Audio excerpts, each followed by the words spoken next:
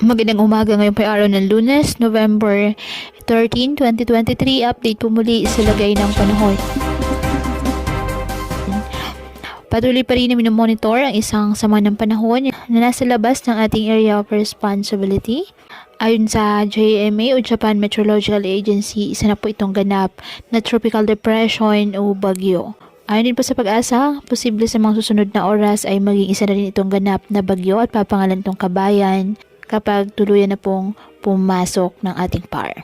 Sa ngayon, hindi pa rin po tiyak ang eksaktong dadaanan ng nasabing sama ng panahon at base naman sa ibang weather models, may posibilidad ito na maglandfall sa ating kalupaan at posibilidad ito na mag-record papalayo ng ating bansa. Kaya patuloy lamang tayo na magantabay ng iba nating weather updates at sa updates ng Pag-asa.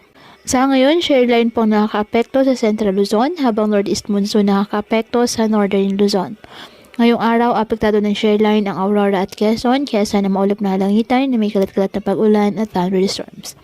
Ang Batanes at Babuyan Islands saan ang maulap na halangitan na may mahinang pag-ulan dahil pa rin po sa amihan.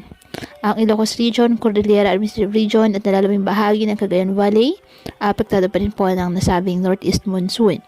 Ang nalalabing bahagi ng bansa kasama na ang Metro Manila, bahagyang maulap hanggang sa maulap na halangitan with isolated rain showers or thunderstorms dahil po sa shareline at localized thunderstorms. Kaya patuloy po na pinag-iingat ang ating mga kababayan sa banta po ng mga pagbaha at pagguho ng lupa at ugaliin po na magdala palagi ng payong o kahit anong panangga sa ulan sa tuwing lalabas po ng ating mga tahanan. At yan po muna ang update sa lagay ng panahon ngayong araw. Muli patuloy po tayo na mag-ingat at palaging tandaan, God loves you. Stay safe and God bless.